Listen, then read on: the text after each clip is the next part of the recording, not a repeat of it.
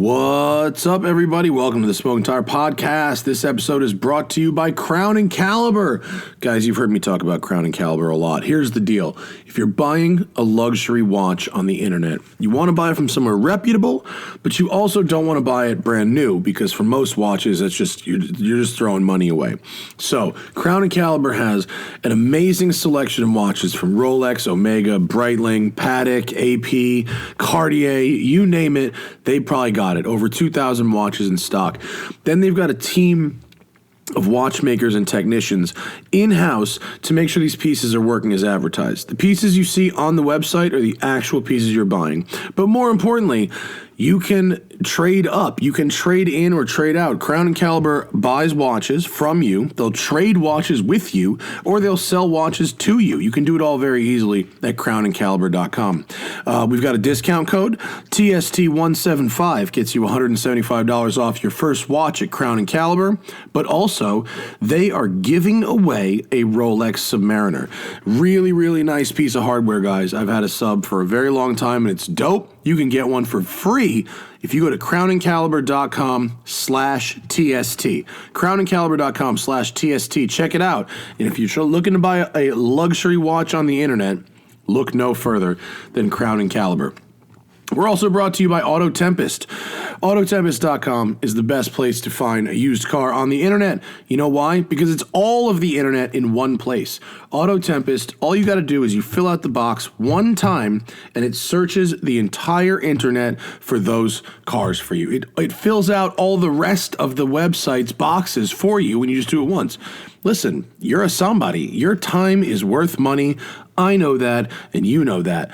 Don't waste it. Save it with Autotempest.com. They've got your back. We love having them as a sponsor. They've been with us for a while. They compare all of those results all over the internet with national Craigslist, eBay, and AutoTrader. It's a great thing, guys. Autotempest.com for all your used car searching needs, whether you want to buy, sell, or you're just casually browsing. Lastly, I'm throwing in my own ads now. Westside Collector Car Storage. If you're in LA or if you come to LA a lot, you know what it is like to keep a sports car in this town. We have these amazing roads. We're so fortunate we get to drive them. We got PCH, we got the Angeles Forest, but then the city sucks. It's annoying. Westside Collector Car Storage is here for you guys. I designed it. We designed the facility with the collector in mind for the most convenient, the most secure, and the coolest place to hang out. It's just ideal. Go to westsidecollectorcarstorage.com, see what it's all about. We're taking deposits and reservations for an opening that will be very, very soon. All right, guys, on this episode, we've got LA Times journalist Daniel Miller. Daniel has done a 7-part podcast about the life and racing career of Big Willie Robinson, who was a enormous black Vietnam vet who, after the LA Watts riots, brought together the community by street racing with the blessing of the police. It is quite an interesting story, and he's in studio to tell it, along with his personal interesting family story about cars in Los Angeles. It's Daniel Miller from the LA Times on the Smoking Tire Podcast. Hi, everyone. It be the Smoking Tire Podcast. A nice midweek show. Just want to start out with a shout out to Lego, who I guess there's some team within Lego that builds like maybe, you know those full-size ones when they build a car that's the size of a car out of Legos? Yeah. Daniel Miller, how are you, sir? Welcome. Thanks for having me. To the Smoking Tire Podcast from the LA Times. I want to thank Lego real quick because they sent me this box, and I didn't ask for it. I didn't know what was in it. No one's paying me to talk about it. But I opened this, so the black box on the bottom, it's really heavy. It's like 15 pounds. It's made of Legos. It's like a black sarcophagus made of Lego bricks. And then inside the box was a Lego road with like painted lines and manhole covers and a fire hydrant with a stand on it and a model of my Lamborghini not in like the Lego Technic pieces like the Porsche that we did, like in OG bricks, like in the way that they do the big cars for the auto shows and those displays. Like, so I don't know who made this thing, but it's extremely rad. And so you take the whole box apart, You don't take it apart, but you just open the lid, and then you take the assembly out, put the lid back on, and then the whole thing sits on top of the sarcophagus, and it becomes a stand. But it's like dense. Like I think that thing is solid Lego bricks. I don't think it's like a hollow thing. And it's real cool. And a commenter informed me that they do make gold wheels, and he put the part number there. So we're gonna get the gold wheels, and then we are aces. But shout out to Lego, because that is extremely rad, and that's gonna go at the new spot. The box is like 3 times deeper than the car's roof. The box is huge. The box is the size of like 2 shoe boxes stacked on top of each other. It's enormous. Anyway, hi Daniel. Hey. Welcome. Thank you. Thanks for having me. Lego made me a treat, so I'm very excited. No, that's cool. It's like very 80s with the blocky OG Lego blocks. It's like 8-bit. It's like an 8-bit, like Rad Racer car. Very fitting with the Lamborghini of that era. Yeah. How you doing, man? Thanks for coming down. Yeah, no, I'm really happy to be here. Happy to talk about Larger Than Life. And Zach and I were talking a minute ago about some of the cars in my past that I want to talk to you guys about. Get your take on them too. So yeah, I'm excited. I watched like a 5-minute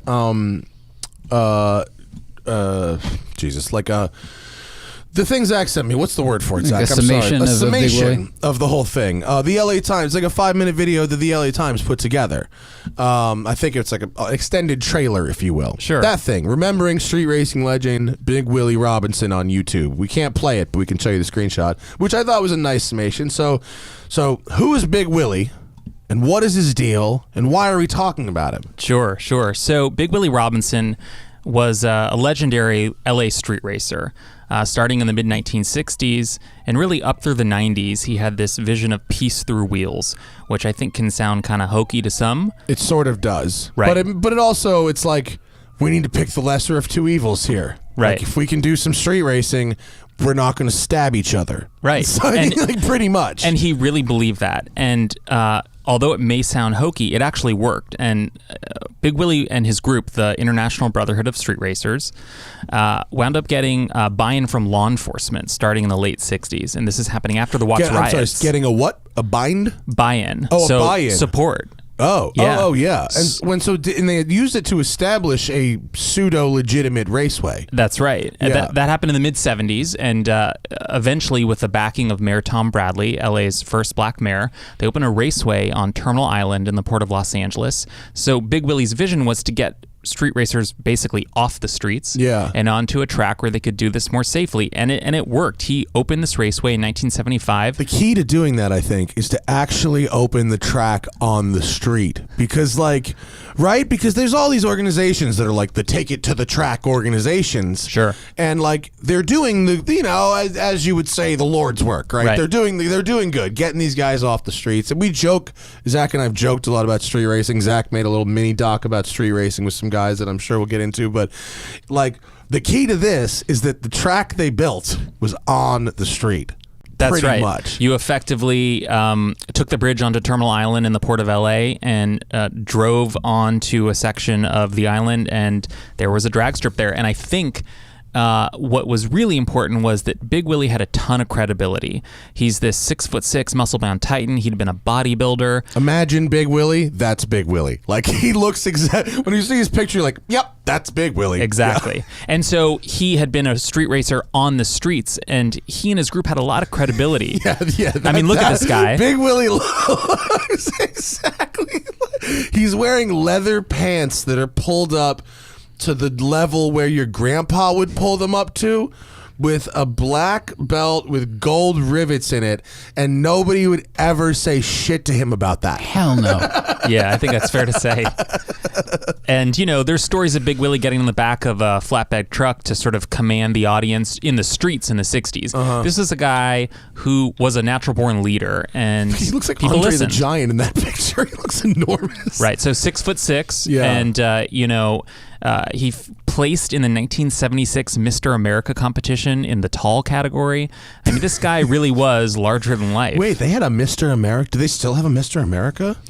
I think the name has changed in recent years. Is it like Mr. Universe now? Yeah, it could be that, or it may have just gone sort of to a much more vanilla name. But Yeah, he really was a character. He was an actor on the side as well. So this was a guy who was almost like a quasi-celebrity, and he was able to sort of get young people to listen. And so they'd go to his track, and it wasn't like it was cool to go to his track. And I think that is the key, and that's the trick, right? To have a place that people want to go to, and that will bring them off the streets. And I think that was a big part of his vision. And I spoke to why aren't drag strips cool enough for people who street race? I mean, that's obviously it's like there's like the illegality of it and whatever, and like the same reason like high school kids smoke less weed when it becomes legal. I guess you don't have that, but still, I guess what was it about Terminal Island where it was like the street racers like, I'm just about this one? So the track, I think it's fair to say, was a bit rough around the edges in terms of its sort of vibe and build. Like, this was not a gleaming raceway, right? This was not Irwindale. This was a place where you sort of never knew who you might run into. So like, it attracted this really eclectic crowd. And also it's, you're surrounded by shipping containers at a port. It sort of felt edgy, a little rough in a way that maybe other tracks don't. That's true. Like every action movie from 1995 to 2010 had a car chase that went through. Actually, not even a place like Port of Long Beach. The actual Port of Long Beach, like literally gone in 60 seconds, goes through right there. Yeah, exactly. And one thing that's obviously important to note, at least one of the Fast and Furious films shot a scene basically outside the gates of the old raceway. So this was a place that just sort of says street racer. Yeah. And if I've gone down, like anyone who's ever worked in automotive media in LA has gone down there like at least once to shoot pictures in the middle of the night. I recall doing brake stands in a Chrysler 300 SRT for about 2.5 hours somewhere around Terminal Island. Yeah. Right. It's a cool place to go. I totally get the appeal. Yeah, and it's so it's not sort of like this ultra NHRA sanctioned racetrack like you might find elsewhere, and I think that helps some of the racers feel like this was a more comfortable venue for them. All right, more importantly, how did this stop people from murdering each other? So Big Willie's message, again, I know it can sound cheesy. Who was murdering each other at the time? We're talking about LA in the 60s. So he really got to start after the Watts riots, which was a violent racial riot in South Los Angeles that really pit law enforcement against civilians. The National Guard had to be called in. There was many deaths, looting, hundreds of millions of dollars in property damage, and he sort of rose up in the wake of that with a message that people needed to come together. And cars are something that, as you guys know, and I certainly know in my own life, can unite people, can break down barriers. You don't have. Well, it's a very universal language. It doesn't really matter what language you speak. Sometimes if someone's in a car and they show up and they say something in Chinese, but they like your car, you can tell that they're into it, and then you can look at their car and it doesn't matter. People get along. Exactly. Driving around the Utah National Parks in a Lexus LX 570, brand new press car. This bus full of Japanese tourists. None of them spoke English, but the Japanese working men saw me driving this Lexus LX and freaked out, and they were all just nodding approval, yes, Yeah, I'm not going to do some fucking racist impression. I apologize for even trying, but you get the idea. But yeah, they're there was no words, but it was yes, we understand that this is a quality product. I mean, Panama with the buses, these are buses that they hop up and drag race. Have you ever fucked with them? You see them? I have seen that before. The Diablos awesome. Rojos. Very cool. Bro, you want to shit your pants? We'll set you up. Serious. We know a guy. We will set you up, and I guarantee you poo will come out. Way to sell it. Yeah. Fucking Willie wouldn't have even fucked with these buses. These there's holes in the tires. There's some real sketch engineering happening in these things, man. That should be. I would definitely watch a full doc on Diablos Rojos Street Really good time. Fucking crazy. Cool. Did it work? It did work, and I know this because I spoke to cops, politicians, law enforcement officials, people in the upper echelons at the LAPD who said that when his track was open, crime related to street racing and related activity went down. And there are no crime stats for this because this is 30, 40 years ago, and we certainly tried to get our hands on those stats. They don't exist, but anecdotally, people said that this worked, and it brought people together. And of course, in the most basic of ways, if street racers, if fewer of them are on the streets racing, then the streets are going to be a little bit safer, right? But it did bring together gang members. Crips and Bloods were out at Willie's track racing, and they set aside their beefs to do it. All right, in order to get the city to go, here you go, take this. Did he have to first prove that it would work by actually racing on the street and going, we're just going to be on this block, and if you let us do this over here, like, we won't murder each other over there?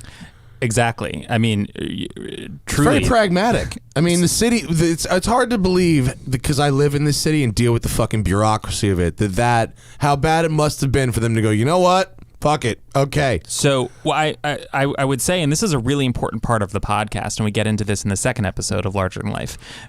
Basically, in talking to experts and people from that era, they said, look, the city was so broken after the Watts riots that the powers that be were so desperate to try anything to try to bring the community in South Los Angeles together that they were willing to back Big Willie. Now, look, he had some really strong advocates. Of course, in Mayor Tom Bradley, it helps to have the mayor on your side, right? Yeah. But he began in the late 60s street racing with the help of LAPD. LAPD would basically help him block off a street. I mean, of course, we can't imagine that today, but it really did happen. I mean, I don't know about you, but I definitely can.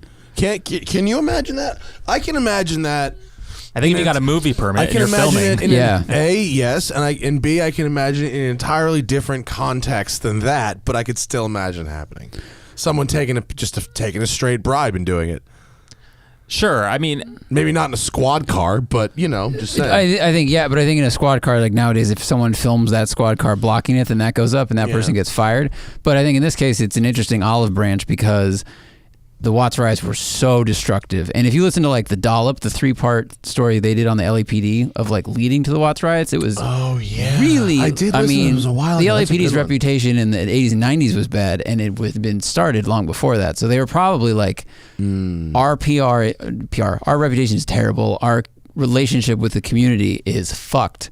So if we can do any little thing to try to help that, like it's a very progressive thought by someone there to go, let's start working with this community a little bit. Exactly. And I think that the street racers I spoke to, many of them members of the Brotherhood of Street Racers for this podcast, they don't have that same kind of dialogue with law enforcement or the powers that be these days, and they really lament that the relationship has deteriorated from what it once was. Big Willie died in 2012, so sort of their leader, their figurehead is not around, and he really was a magnetic personality who could bring people together. It's to me, we got some pictures up of these, the guys who I guess used to, hang out with Big Willie, and they're wearing their colors and stuff, which is some attractive jackets, I'll concede, but how do you get out of a fucking ticket wearing a jacket that just says street racers across the back of it? Even in your 70s, I don't think you could talk your way out of that one. And Nervous Glenn there, the guy in the foreground, I believe he is Nervous in his Glenn, 70s. that's his name? That's his nickname, Nervous Really? Glenn. What's he nervous about? Oh, it's actually covered in the podcast. There's a great story. You want to hear the story about his nickname? Well, I don't want you to like scoop yourself. I would like people to go listen to your podcast. Sure. But can you give us a tease about it? The basics of the story is that Big Willie was in a drag race, and it was sort of, it had gone sideways from the start, and there was some questions about the rules being broken, and Big Willie and his foe looked like they might come to blows over this. And Nervous Glenn raced up to Big Willie's side and whipped out a gun and pointed it at Willie's enemy. And Willie basically tells him, don't get nervous, don't get nervous. And the nickname Nervous Glenn is born from that. I was not expecting that at all. I thought he was like, I wear a helmet when I race. And everyone's like, what are you, crazy? No, there's I picture Big Willie as like kind of like the Black Dominic Toretto a little bit. He kind of came off that way in the 5-minute video clip I watched. He came off as real Toretto-ish, taking racing like real seriously. Oh yeah, that's the thing. Racing was in his blood. It was a way of life for him. I mean, he lived by. What did he drive? He drove a '69 Charger Daytona with a Hemi, and it was a factory Hemi. Huh. He called it the King Daytona. Daytona as a drag car, huh? Yeah, That's and cool. He had it. He bought it with the Hemi in it, but he eventually had it souped up at Keith Black Racing Engines, which is a legendary Hemi tuner here in the Southland. His wife Tamiko, who was also a racer, had a matching factory Hemi that was called the Queen Daytona. And See, this is pretty pimp. Oh, is that it right there? The big Willie. So that's actually another car. Is it a replica? That was actually, it was not a replica. That was another car of theirs that didn't have a Hemi, but it is a '69 Daytona. That's sold at auction. That's a nice, attractive race car. Yeah, so that was that was not a car that they actually really drag raced, but it was their car with a lot of heritage. It's called the Duke and Duchess Daytona. This car sold at auction in spring 2018 at the Mecum auctions in Indianapolis, I think for about $203,000 with the premium. It seems low. Doesn't it? That was really interesting. It seemed a little low, but some people said to me in Indy when I was there for the auction, they wondered whether Big Willie was famous enough nationally that his name was really sort of an additive thing for the price. And somebody sort of said aloud to me, almost in a really worried way, they worried that the person who bought the car would paint over all the custom lettering and just have a Daytona. I can't. That would be. I don't think it would happen, No, I don't think it so. would happen. But the buyer was anonymous.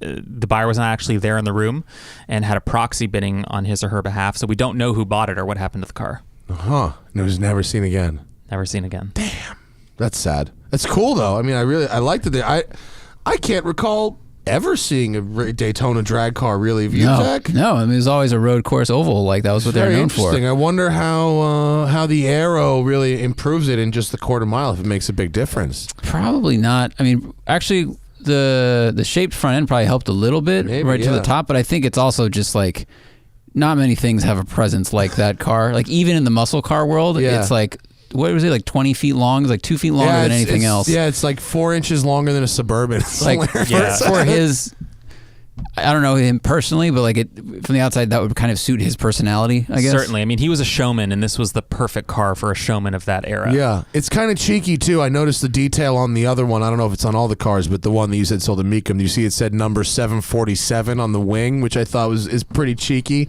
But it's a really interesting look for a drag car. It's just I've never seen it before. It's very like unique. Yeah. The only one I've ever even really seen like on slicks and skinnies like that is like the fucking Joe Dirt car. Honestly. Yeah. So that was a Hemi Daytona, right? Yeah, no, I know. It's great. And maybe did you say the one that sold at Mecum was not a real Hemi? It was not a Hemi. It was a 440. Oh, well, so that might have also been the value. Was it like an auto too? Because that could also be it as well. But yeah, I think it might have been an auto. Do we know Big Willie's best times? So this is obviously hotly debated by members of the Brotherhood of Street Racers. Of course, I've asked that question many times, and they would always say, look, a real street racer is never going to tell you his real time. But I did unearth They're supposed to have timers to tell you the real time. So, I mean, to give you a sense... Or did they just race heads up the whole time? Was it like Pinks? Did they race with the flagger? So they would race with the flagger, and Big Willie was often the flagger. I mean, they had a Christmas tree. They had lights. But, they would often turn off the timing equipment. They wanted to recreate the street racing vibe. By an inch or a mile. Winning's winning. Willie, to answer your question about time, so I found an old car magazine from the early 70s that said, I want to say the King Daytona ran in the low 12s. Okay. And that's probably fast for a street car in the 70s. Right, this was a long time ago. Yeah. Now, of course, you can buy a Hellcat and you smoke that time in, in a heartbeat without even trying. I'm driving this week? I'm driving the Hellcat Jeep, the Trackhawk. But from Hennessy, it has 1,000 horsepower. I heard you guys talking about it on the show last week. It is. I drove it to fucking physical therapy this morning. It's hilarious. I mean, it's so stupid, but it's fun. It's 1,000 horsepower Jeep Grand Cherokee, and it's glorious. Yeah, that's outrageous. It's glorious because it's actually comfortable. It's got great seats. It's got good suspension and stuff like that. It's silly and fun. It does 0 to 60 in 2.7 seconds. It weighs 5,300 pounds. That's insane. So I mean, I will silly. tell you, as part of our reporting on Big Willie, I wanted to sort of compare the modern Dodge Hemi cars to the iconic 69 Hemi Daytona. So we found an owner in Southern California of a 69 Hemi Daytona, and Dodge lent the LA Times a Hellcat Red Eye and a Charger Hellcat. So we had those 3 cars, and we did a photo and video shoot with the Red Eye and the '69 Hemi Daytona. Had them side by side. Sort of were able to compare them, see what sort of influences we could find in the new car from the old car. It was fascinating. Old car's terrible, isn't it? It's okay. For most things, yeah. We can say it. It's all right. They're rough. They're hard. They're rough, right? They beat you up. Look, I drive a '72 Datsun 240Z. So do you? Good for you. I am used to vinyl seats, no AC, et cetera, et cetera. So but yeah, you forget how far we've come. Yeah, you're very tired at the end of. Do you know Mike Musto? Have you met him before? He's written for a bunch of people. He just got a gig with Hemmings, right? Is he with Hemmings right now? Haggerty. Right? No, not Hemmings? Haggerty. Hemmings. Okay. He just picked up a gig with Hemmings, but he's done a bunch of different stuff. He's been around for a while. He's a real muscle car guy, and he has a '68 Charger and a Daytona clone with a big 500. 440, I think. Oh no, that one's a 500 cubic inch something or other. It's a big, but and it's great. It works. It's got nice brakes, good suspension, and it goes around corners and stuff. It's cool. But you're so tired at the end of the day after you drive it. It's brutal. And all those old cars. Yeah, it's a visceral experience driving a car like that. There it is. Look how pretty this is. It's just got so much black. It could be none more black. This is the blackest. It's fantastic. Really good Daytona. That's the Charger. He's got a Charger and a Daytona. So the podcast is how many episodes? 7 episodes. Nice. And so is it the whole life of Big Willie, or is it focused on one specific area? It's his whole story from start to finish. A lot of twists and turns. Yeah? How long did it take you to do it all?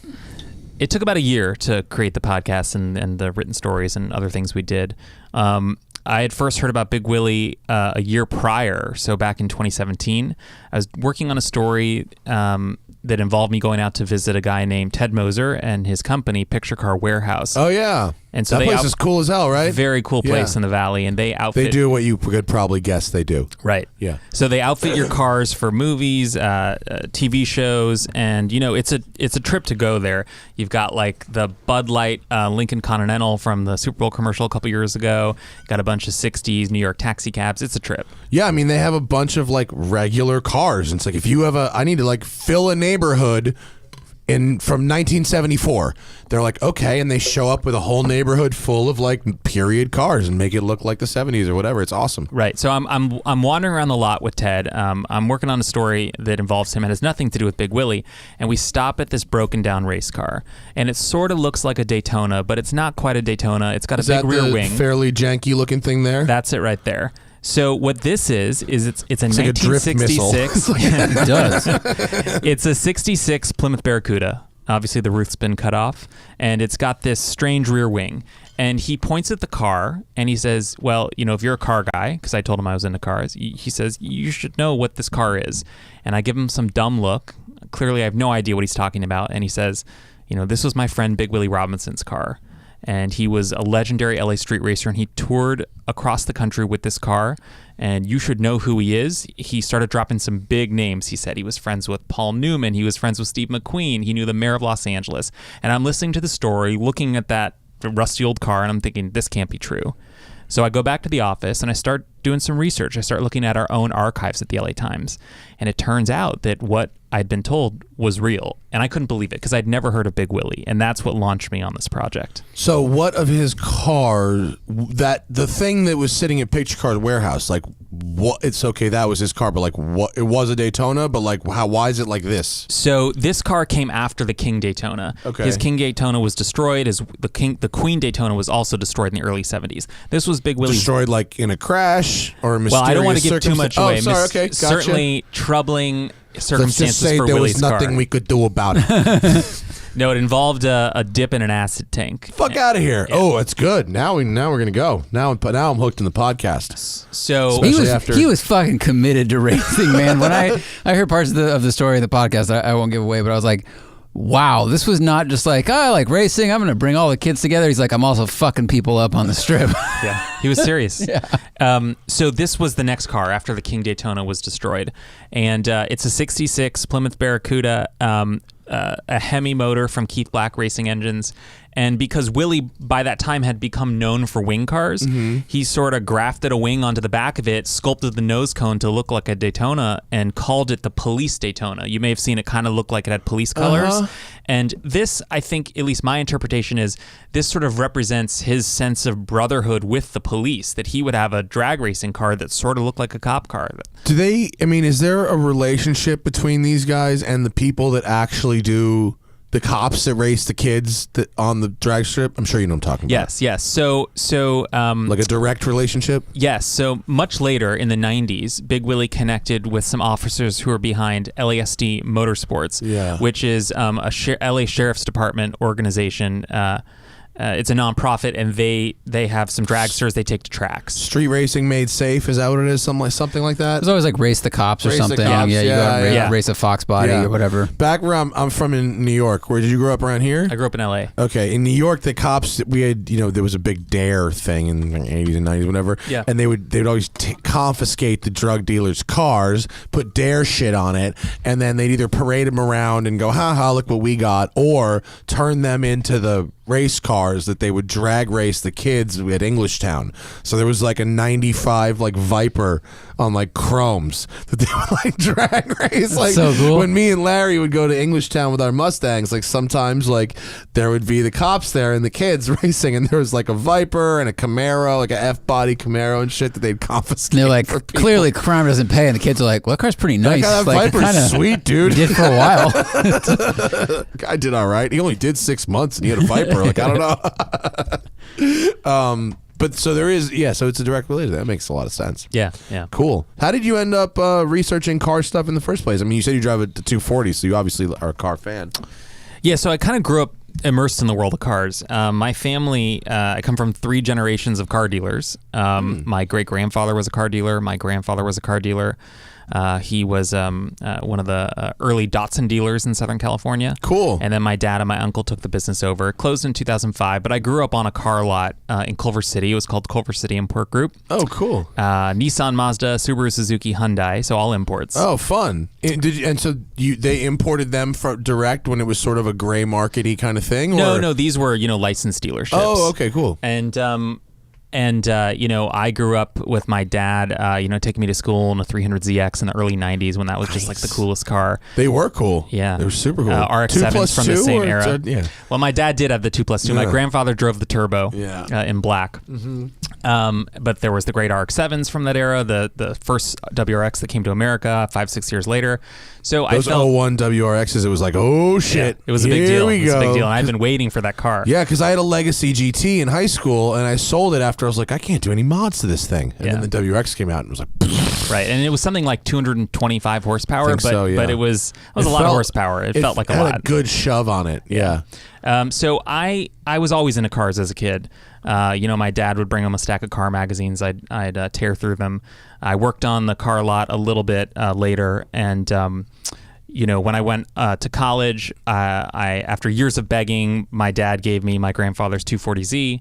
So this stuff that was always important to me, and it wasn't just about like the speed and the fun of driving. I had a real sense of sort of like, my family's history, and also a little bit of nostalgia when I was in that Z or when I was at the car lot. So it was always a big part of my life. Well, for you, it was like cars put food on the table, paid for the house. Like, I don't know. I feel like it'd be more important because of that. You're like, cars have made my world possible versus cars are something we enjoy.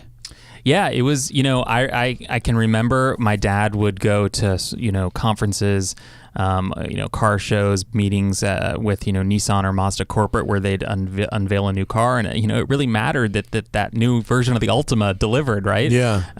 So it was a big part of our life. And, the car business is a brutal business to be in. But your family wasn't just they were also enthusiasts, because sometimes you've got, dealers where it's, okay, it's the business. Like, I have a friend who's a car dealer, and he just couldn't give a shit about the cars besides like making customers happy, anything, but like Sure. he doesn't care when there's some new crazy thing Right. coming out. He's not excited about it. He doesn't drive the good stuff home. You know, he drives some basic, you know, I don't want to say what the brand is, but like, Sure. you know, but it sounds like if your dad is coming home in the cool car and your grandfather's that they cared about that kind of stuff. Oh yeah, they were always into cars. I mean, my grandfather has amazing stories from the '60s.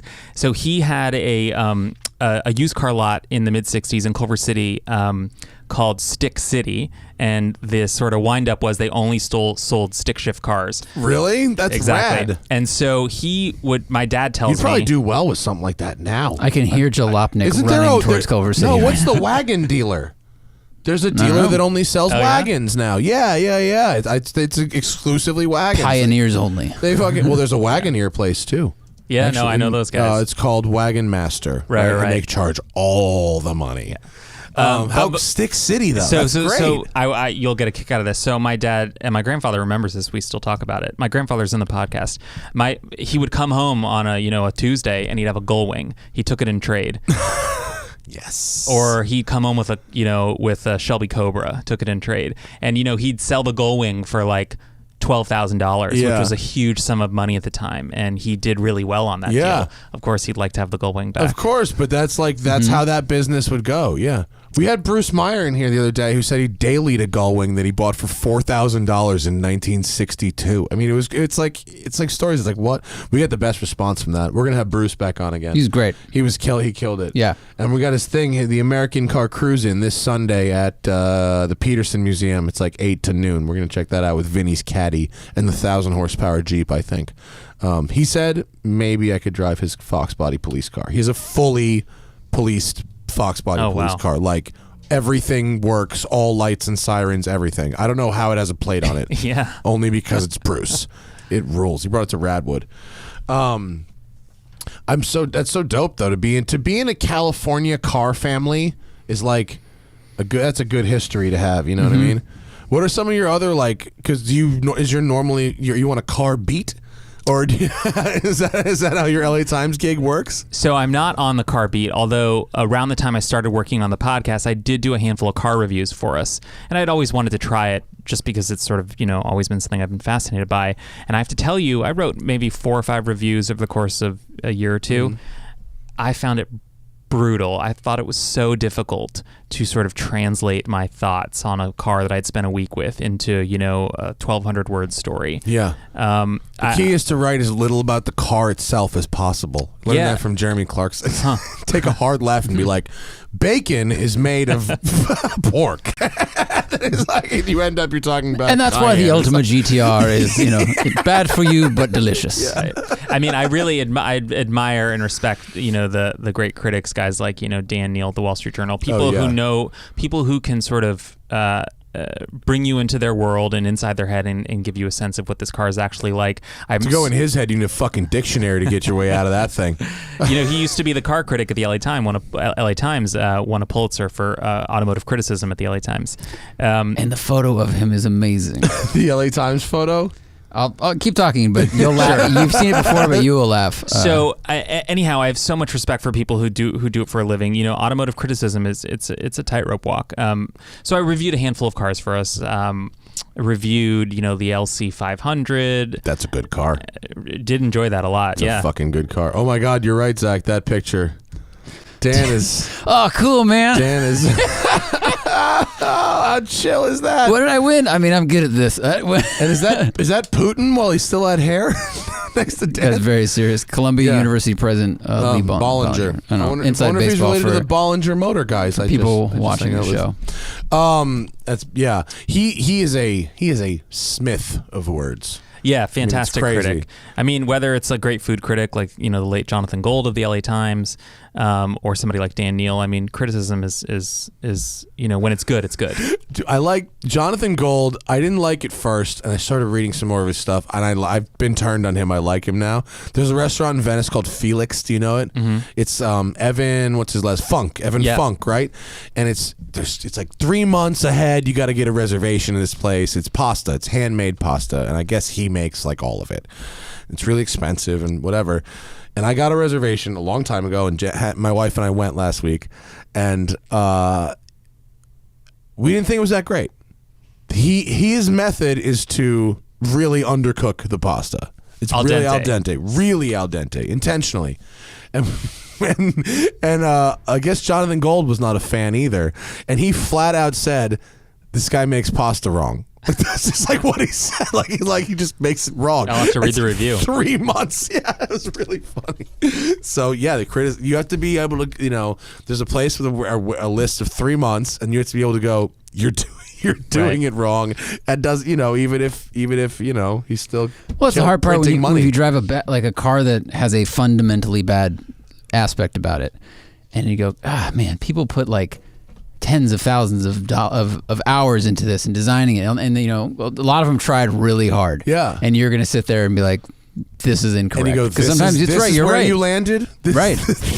After all of that, this is what you actually landed on. Fuck, we're in such trouble. It happens though. But usually when you go on, if you go on the press launches, if you have one of those moments like how did you end up here?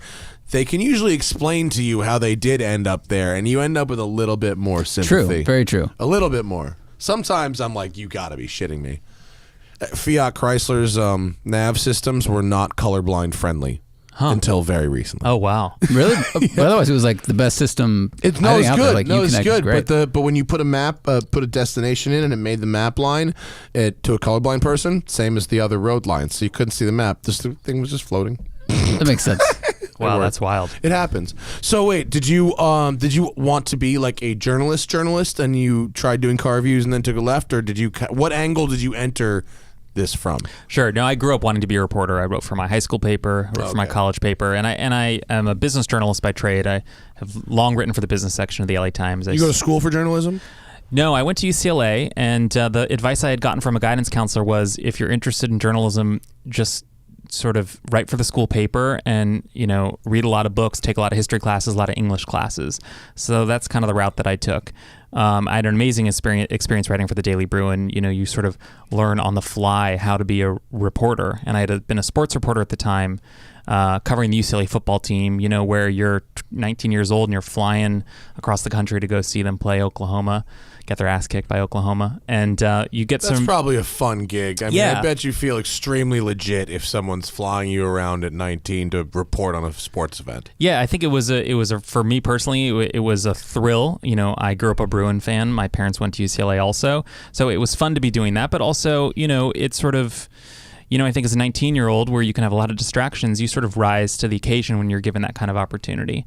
And so I loved it. And I feel very lucky that I, came upon a career that I sort of have always loved. And it wound up being what I had hoped it would be. I think so many times when you sort of chase a dream, then you finally realize that it's not quite what you had hoped for, right?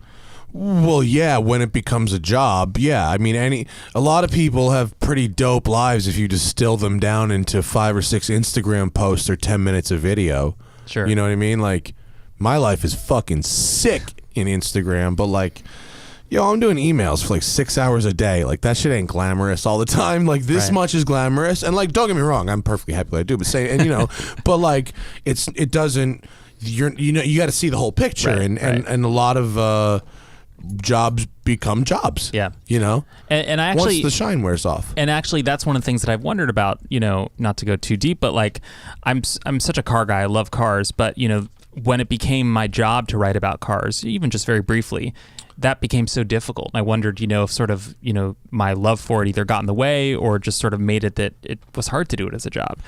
Well, if the cars aren't exciting, it's really hard. Yeah. I mean, if you're talking about this week, it's the Kia Optima.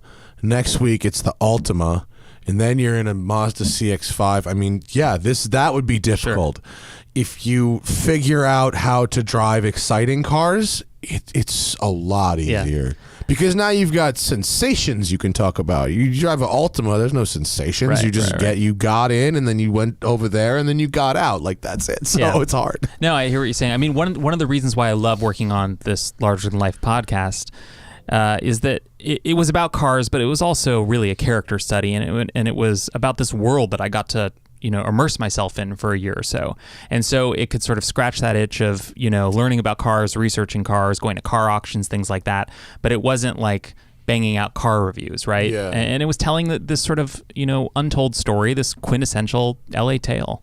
Well, I think the reason I'm kind of doing like the career day thing right now is because so many people email me and they go, how do I do that? The thing that thing you're doing, how do I do that? And I go, I don't know, but you probably shouldn't start by doing car reviews because it's saturated and it's hard to make your perspective mean something in such a saturated market. I'm fortunate in that I am kind of known at this point. So if I do a car review, people go, Matt Farah's coming from here, and so this is why he thinks this. But if you're not, so that's why I think your angle is interesting because you're writing about cars, but you're not, you know what I mean? You're not doing that. And so I tell people frequently, find something else to write about in cars. Like there's lots of things. You just got to like pick a direction, Sure.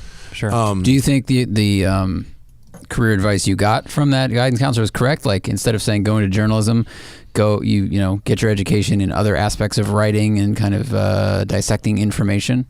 I actually do think so, and I have plenty of incredibly talented colleagues who went to J school, and J school. Mm-hmm. And it's funny because I went to the University of Pennsylvania. We called it J school, but for a completely different reason. Oh, really? J school of Colorado too. L'chaim. Oh, I thought it was joint school or something. Oh no, it was Jews. It was like 70% of the white people there were Jewish. It was a lot of Jews, including myself. So J school's a good one. So for me it worked, yes, and everybody's different, but yeah, I thought I majored in history at UCLA. I minored in poli-sci. I had to write a lot of papers. I had to read a lot of books, but I think for me that really did work. And look, when you're at a paper like the Daily Bruin, it comes out every day. You get paid a small stipend too. They're flying you to go cover events. It feels real, right? Yeah. And you better not libel somebody at the Daily Bruin. So you learn how this world works. When you're at a paper like that. So for me, it was fantastic. That's cool, man. I'm always happy when people are able to, go the traditional way and make it work for them. I happen to like the LA Times a lot. I think it's a good paper. Oh, well, we have a great deal on subscriptions. I have one. I get the Saturday LA Times. Our food section, I just have to plug our food section because I do a little bit of food reporting for us, just moved to Sunday. So I recommend taking the Sunday paper because we have a beautiful standalone food section. Oh, okay, cool. With, Maybe we'll switch it over. Yeah, consider it. The 101 best restaurants in LA just came out, and I am working my way through it with my wife. So what are you up to? Excited. We're not doing it in order. We're sort of expanding circles from where we live in Venice. We just went to the temp reboot of Dear John's. I was just there too. Which was very good, very cool. I really like Chef Josiah. We live around the corner from Charcoal, his other restaurant, and we eat there all the time, and it's fucking amazing.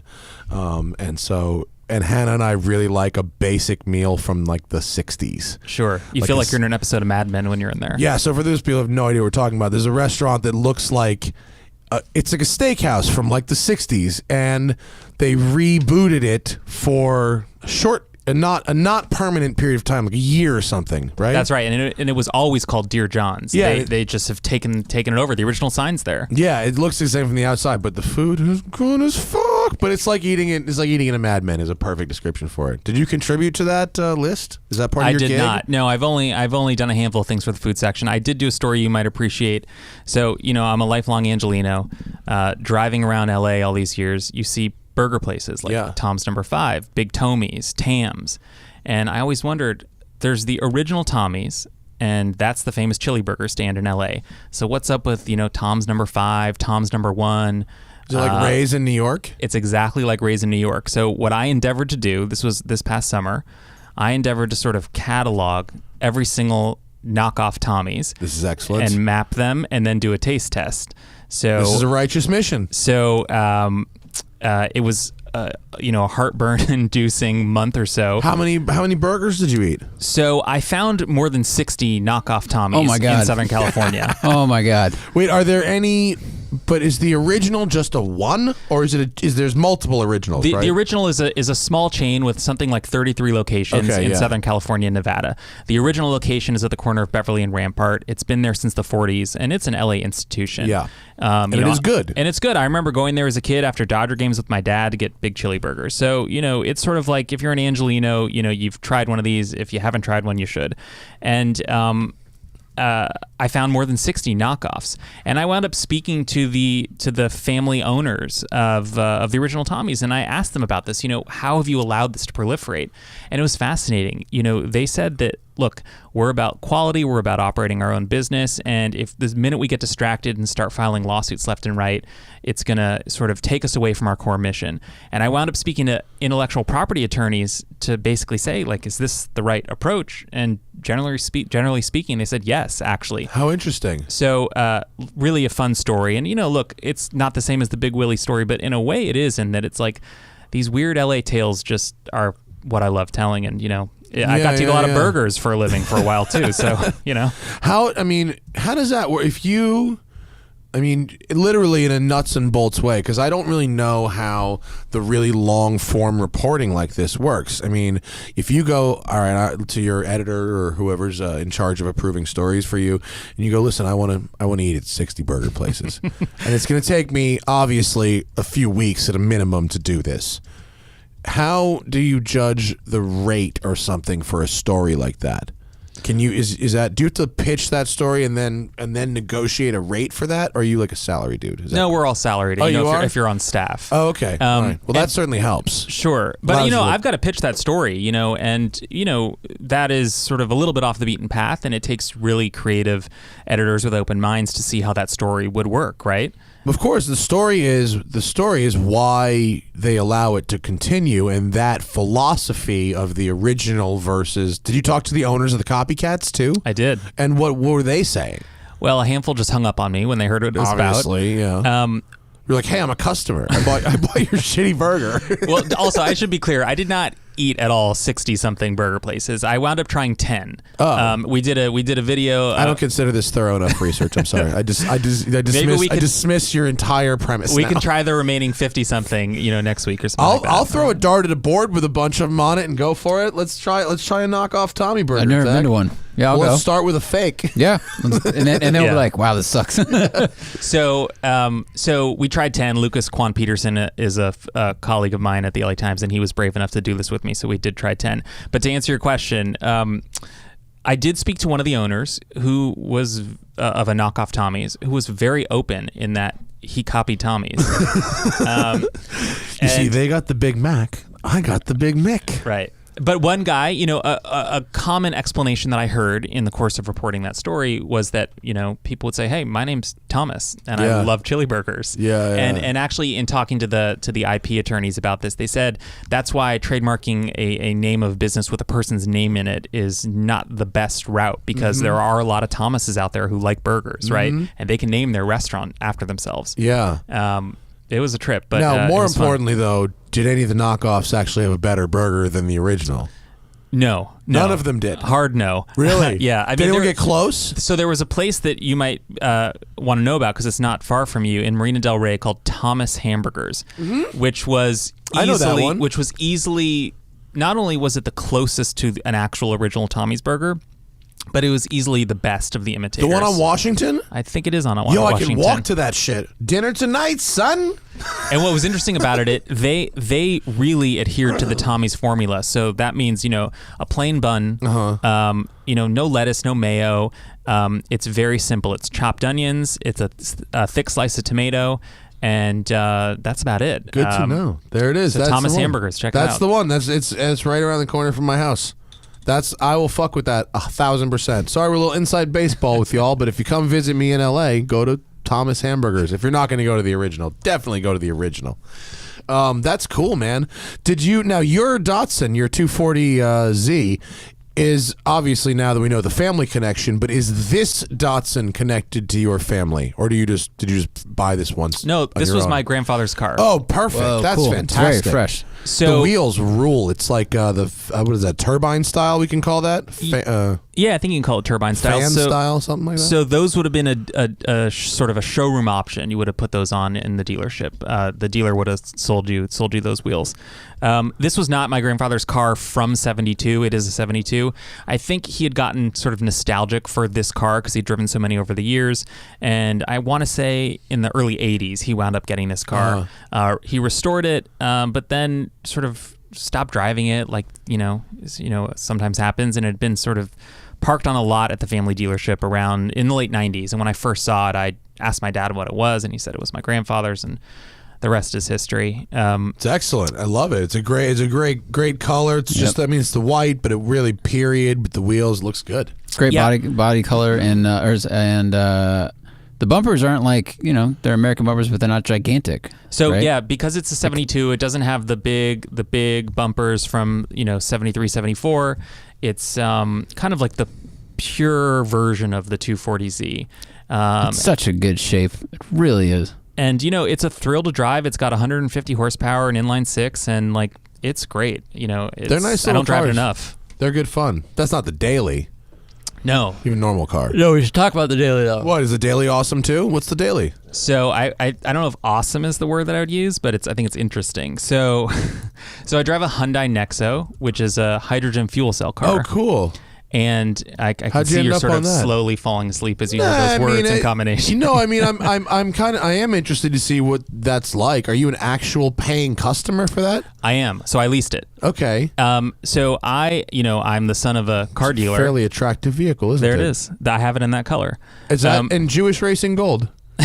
Kind of. It's got like a 5% pink to it outside when you see it. Oh, So okay. my uncle, who was also a car dealer, calls it flesh colored. So not exactly appealing, That's but fucking gross, Wow. actually. But he's not wrong. So let me tell you about this car, because I have seen maybe one other one on the road in the last year. So, there are 3 companies these days that make fuel cell cars that you can lease. You've got Honda, Toyota, and now Hyundai. And Hyundai had done this Does BMW not have one? They had a 7 Series, right? they had For a a while. 7 Series, I don't know if you yeah. can still buy or lease that, Maybe but I know not. what you're talking about. Yeah. So I had been interested in a car. I had never owned an electric car before, and I wanted to try something that was different from what I had always had. And this, to me, clearly is the best looking, the most practical of the hydrogen cars that are out there. Yeah. We don't even need to speak of the Toyota Mirai and what it looks like, No, right?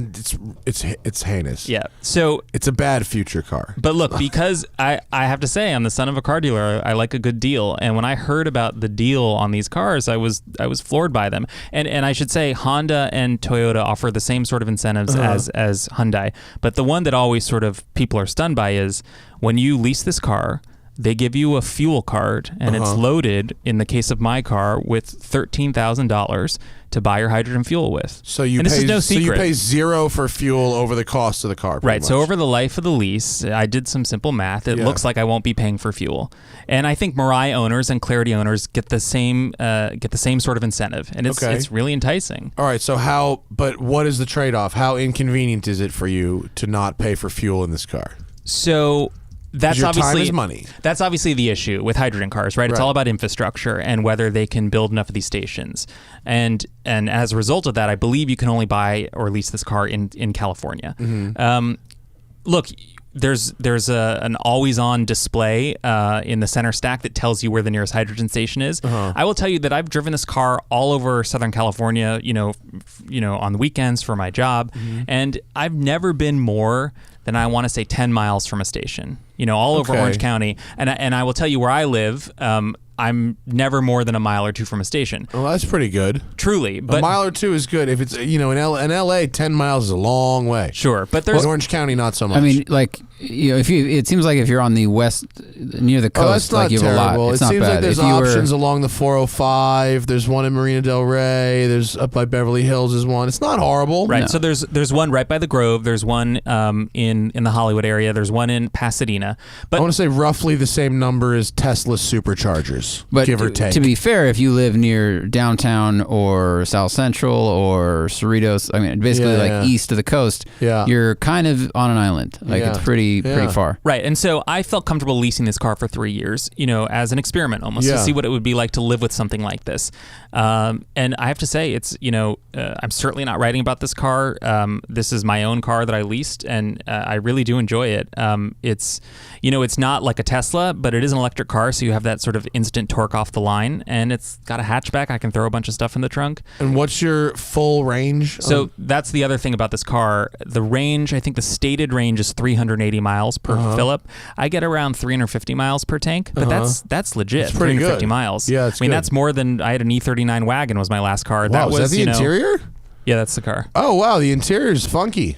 I'm not a fan of 2-spoke steering wheels in general. That trend could die, but I like it. It's funky. It's got a really future-y kind of display happening.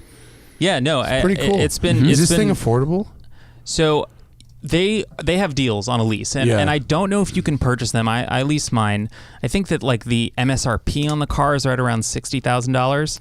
Well, that's not cheap. Okay, it justifies that interior. If you told me that thing was $35,000, I'd go, "Oh my God, you're getting a deal." But but there are other incentives beyond the fuel card. So Hyundai, if you lease the car, Hyundai pockets the federal tax break on this, which instantly drops down the price of the lease. Right. And then there's a California rebate on these cars as well. Can you carpool lane them by yourself? And you can carpool lane them by yourself. See, that's the jam. So it kind of adds up to a pretty enticing package. Yeah. I don't know if I'd have another one once my lease is up, but I'm enjoying it right now. And look, I've never had a gas car that gets 350 miles on a tank of gas. I don't think. I mean, my last car certainly didn't. Oh, I've had Good point. I mean, my dad has had a Volkswagen, an Audi Q7 diesel, which did would do 650 or so if you were chilling on it. It was but of course it was a cheaty. Right. Yeah, that's a little asterisk there. It was a cheaty, and so but a big range is nice. Yeah, it's especially when you have to sort of think about where you're going to fill up. Totally. That's an interesting thought. I wonder if I can get one as a press car. I'm sure I can. It's a good looking vehicle. Really is. It's got a sort of a Tron headlight thing going on. Little Lexus in the front. You know what the mouth? You look like a watch guy. I see you're wearing a little vintage watch watch. guy. Doesn't the mouth on this remind you of one of those Constantine Chaikin Joker watches a little bit? Have you seen those? I do know what you're talking about. Constantine. It's that's a deep cut right there. Yeah. It's like CHAYKIN. I think. Very, very divisive watches. Some people love them. Some people hate Joker. those The things. Joker watch. I think they're fun, right? I think the Joker watch is a real watch nerd's watch. So pull up a picture of that. Whoa! But the mouth reminds me of it. There's the special edition Jokers. The eyes are the time, hours and minutes, and each one is a googly eye. I am into this. Yeah. If I had money, this is like the first watch I've seen I'm excited about. Yeah, so because it's ridiculous. The eyes, are googly eyes because they move independently of each other. So it makes all these fucking wonky ass faces at you, which is really fun. How much is this? I believe they're around $35,000. I think they're pretty expensive. Close tab. I think they're at least 20. Yeah, I mean, they're it up doesn't there. look cheap. That's cool. They don't make a lot of them. I mean, I think it's like a guy who makes these. Right. I mean, That's cool. The world of watchmaking is just so stuffy that there's a guy out there who's producing that. It's exciting. Yeah, I don't know. Oh, there's one for sale. What is that? 16 grand, 14 grand used? Okay, better than I thought. I mean, that's half of what I thought it was. So. Yeah, 14, 16 for a Joker. Not so bad. I mean, yes, very, very expensive. But, the carbon fiber one at the bottom. That one's real scary looking. Whoa. This is like Hobgoblin? That's like a Terminator job. That's also being sold in Russia with price on request. Right, yeah. Someone will see this and they'll either know it's worth money and it's cool, or they'll think you bought a kid's watch. Yeah. Like, this really doesn't land in the middle at all. What do you got on there? So I've got on a Hoyer Octavia Viceroy. It's a vintage one. It's very cool. It is vintage. So this is, the Hoyers that were made and then in a sort of a marketing effort sold with Viceroy cigarettes. So dual logo is excellent. Right. So no dual logo on this, but the deal was it the color scheme or something? No, this was basically identical to the non-Viceroy Octavia, but the deal was this. If you were a Viceroy smoker and you clipped the coupons on the back of the carton and you sent them in, you'd get a discount on your watch. So this normal version was something like $250. Mm-hmm. So if you clipped enough coupons, it became an $88 watch, I want to say. Yes. So it was the way... Smoking works, folks. You get discounts. Right. Can you imagine that kind of promotion these days? Bro, the Marlboro Cyclones. There you go. The Marlboro Miles. You remember those things? Yeah. Those Cyclones were the jam. Our friend had one of those. Our friend Seth Rose had one and flipped one. Targa roof, Marlboro, it's SYC. I got to see a picture of this. You don't remember the Marlboro Cyclones? I remember the Cyclone. Oh, God, how fucking fire were they? They look great. What a phenomenal. Wow. I think you had to smoke. I mean, how many cigarettes did you have to smoke to get one of these things? It had a T-top. It was the only one to have a T-top. Folks, we're looking at a red Cyclone with T-tops, a tonneau cover, and they are going to tell everyone that you got this through cigarettes. The 'Cause there's 80s barcode badging on graphic. the windshield. There's a Marlboro badge on the door. All right, so let me ask you a question. So Yeah. this shows up on Bring a Trailer tomorrow. Yeah. Right? What does it go for? Oh, it's $100,000 to like 100 80. to 125. Wow. I think Seth sold his in the 80s. Wow. See if you can find an auction result. I think he took it to Barrett or one of them.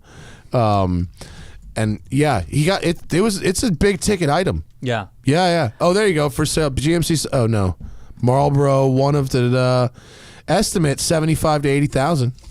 Yeah, I remember They're those pricey. Cyclones back in the day.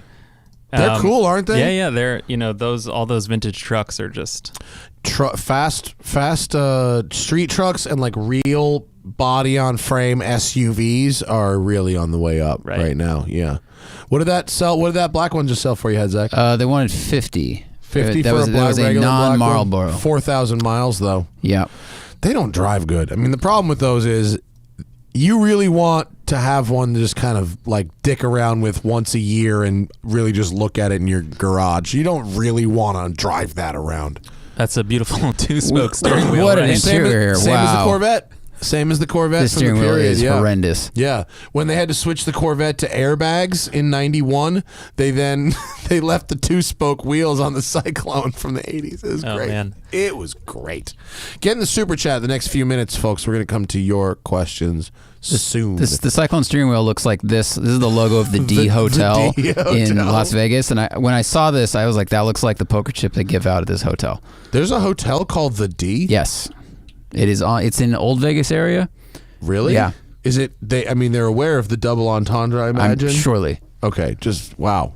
I love it. I love their self-awareness. It's fantastic.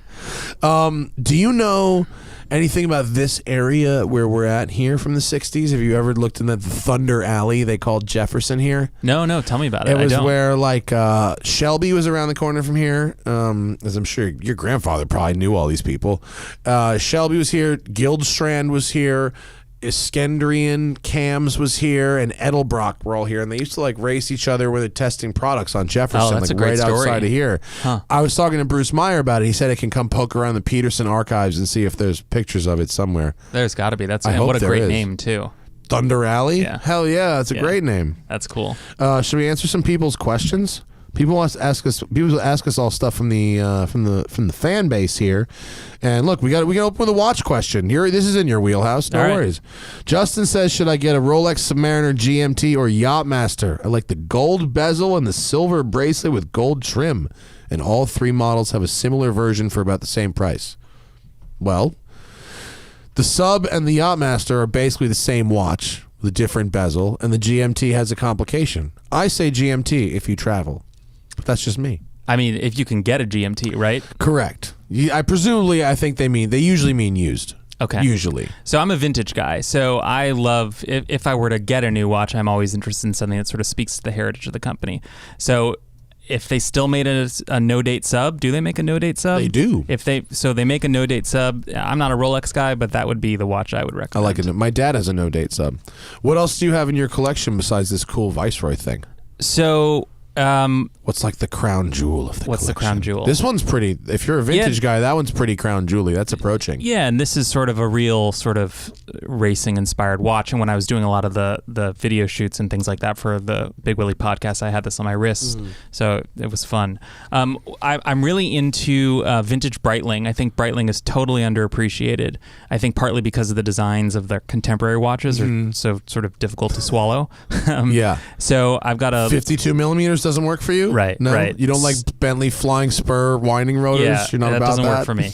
But so I've got a reverse Panda top time from yeah. the 60s that's just sort of really elegant, beautiful chronograph. You kind of have to have a smaller wrist to have a top time. They're not big. Yeah, I want to say it's like 38 millimeters. Yeah. Might even be 36. So smaller Zach's watch. got the Breitling for Bentley diamonds. I think that's might have even started as a Navitimer, but whoa.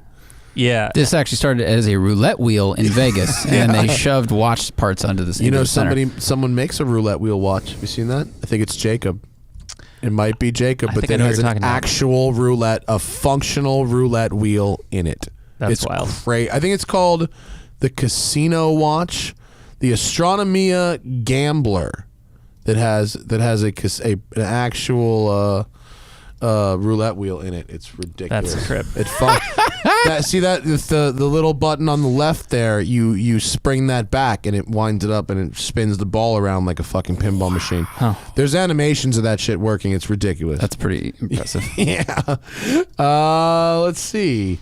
Brad is looking to buy a used Golf R soon, probably a Mark 7.5. Any issues to look out for or advice you would give? Issues to look out for. I don't know if I don't really follow up with these cars if they have ongoing issues. I mean, I suppose you could poke around the forums. DSG means someone's probably not beating the crap out of the clutch. Those gearboxes hold up. Get a PPI, man. I mean, spend the $300 and have an independent shop go through it. That's my answer for everybody all the time. The $300 may save you from buying something terrible. Otherwise, if it's a Mark 7.5, it's pretty new and it should be in good shape. I can't read that, Zach. Can you read that? This guy lives in L.A. His mom has a 67 Riv Nice. that he's had forever, and it needs paint and bodywork. No rust, black with vinyl top. Needs a good shop in L.A. Do you know a place? Does your family know a place, shop Dan? that works on old American cars in L.A. And should he do Acura and mod steels? I mean, yes. Mob steels? Yes, he definitely should. God, it's so weird. know. People always ask me for like, who could do a reasonable restoration on something? Like, I literally don't know. And the thing is, there probably is like a guy who that's his livelihood, fixing old Rivieras, right? Yeah. I don't know who that is. But I'm sorry he to exists. say I don't actually know. I should really. If you're listening and you operate a body shop in LA that does good, honest work for regular cars / entry-level restorations, shoot me an email because people ask me about this shit and I don't have anybody to refer to people to. I wish I did. Yeah, we know if like you said you wanted a seven-figure hot SEMA rod. car Yeah. for $300,000, like I got you. You want $1 million Pro Touring build? I know the guy. But if you have reasonable money and a reasonable car, I don't have anywhere to send you. But maybe we'll take this opportunity. If you're out there, hit us up.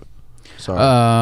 Gabe Delaria has a gutted shitbox 93 Celica, and he bought it for $500 and it runs. Should he do a budget off-road or a parking lot racer? Does that mean autocross, you think? I think that probably I think means that's what that autocross. means. So budget off-road or autocross? Budget off-road. Because you don't need to do anything. It is budget off-road. It's done. Already budget off-road. The thing about a $500 car is that's an off-roader. Because the key to off-roading is not giving a shit about your car. It's nothing to do with your shocks or tires or roll cage or anything. You just have to not care if that car makes it home or not. That's it. And you've got that, sir. Just bring a chase car. Nick D'Amico says he's going to be showing your latest Westside Collector Car Storage video to his high school engineering students to teach them about low impact development. All right. Thank you. Very cool. Thank you for the make all of them pull it up on their individual iPhones and watch it, please. Don't show it on a projector. I need those pennies because of low impact development. I'm just kidding. There's a video out today of my construction project and we talk about water usage. Where can we get the podcast, sir? So you can find Larger Than Life on any podcast platform, Apple Podcasts, Spotify, Stitcher. You can also find it at latimes.com, and you can find a whole suite of stories, videos, vintage photography related to the world of Big Willie Robinson at our website as well. And there's a 5-minute kind of trailer on YouTube, on the LA Times YouTube channel, Remembering Street Racing, Leslie, so you can get a little primer before you get into it. Is there a long-form written piece at all, or is it all in podcast form? So there's a 2-part written series that ran over the summer when the podcast debuted, and you can find that on our website. I believe the landing page is latimes.com/LTL, and we also have a per episode guide. So as you're listening to the podcast, for like assets, visual assets. Yeah. So as you're listening to the podcast, you could basically scroll through these pages, and there's videos and photography that are tailored to the episode.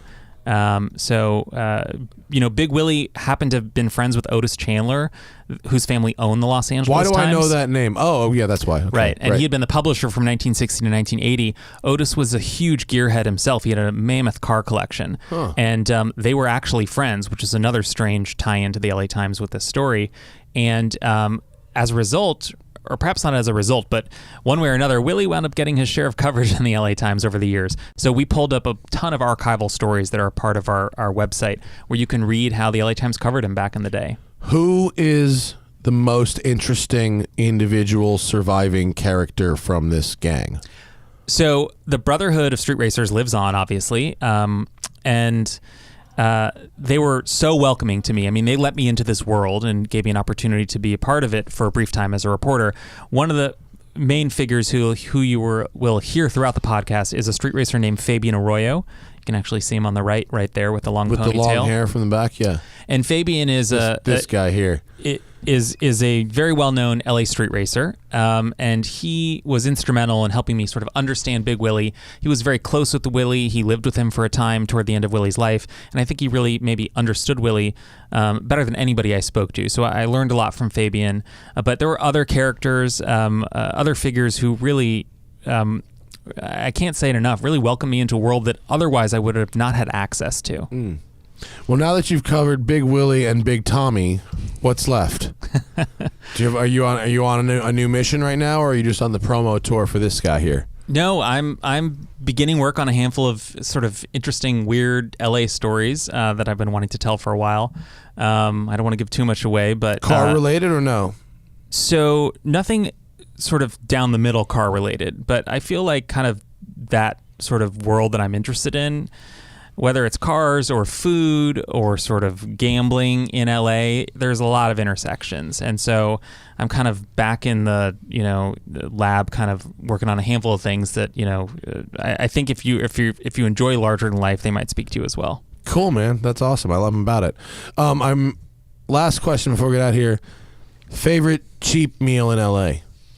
All right. Well, I'm not going to say Tommy's, although I do like it. All right. So I'm going to say, because we're not too far from it, and whenever I'm on the west side I need to stop by, I got to go with Tito's Tacos. Tito's Tacos is good.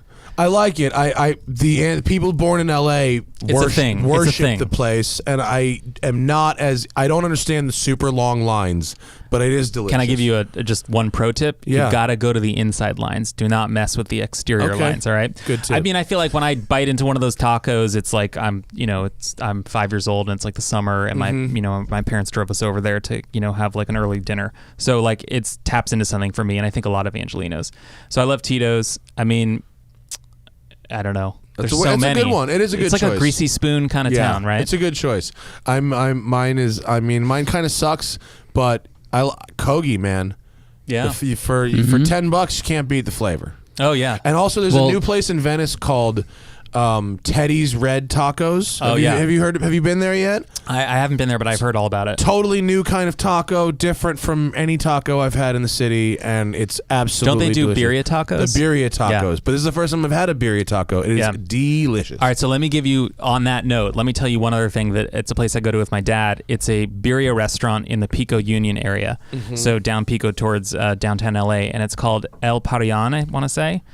Don't judge the pronunciation, but so it's El Parian, and they do goat birria the traditional way. So you get a big bowl basically of goat stew, and Teddy's Red is beef birria, which basically means they boil an entire cow until it turns to liquid. Remember the first time we had ramen, and they told us, you're eating liquid pig right now? This is liquid cow.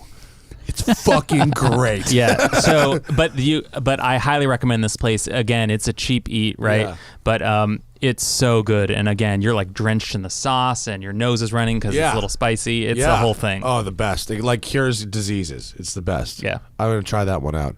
Write it down before I leave. Yeah. Thanks, Daniel. That was excellent. Appreciate it. I look forward to having you back next time you write something else about cars. No. Please thanks keep for having that me. up. That's it for us. Do we have a show? Were you doing one with Musto, you said? That may happen, but it seems unlikely because he's all the way out in Santa Ana. Sorry. If not, I will see you guys next week. Thanks for joining us. The Smoking Tire Podcast is powered by Shout Engine. Get your own damn podcast at shoutengine.com. It's easy. All you need is a microphone, connection to the internet, and ideally, something to say. Bye.